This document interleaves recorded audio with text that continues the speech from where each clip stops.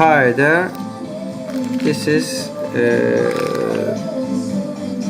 cell phone charge converter for RC, plane or helicopter battery.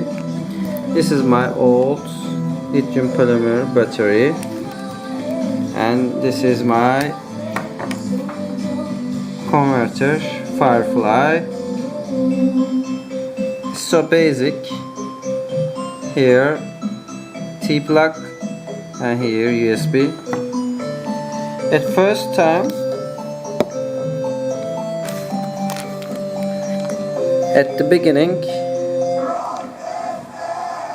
when you put the converter, you must push and wait till the flashing light, then change the which kind of battery you use for polymer, lithium polymer. This is 3S and I choose 3S and stop. Then it's ready to charge. You must be careful with the S degree because it can make your system failure. It can cause. This is my phone which hasn't got charge. You see, it hasn't got charge, and I put my USB cable, then I put my micro USB to phone.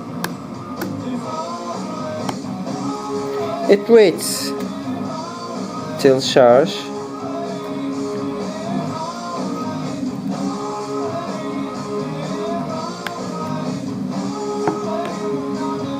Now it's charging.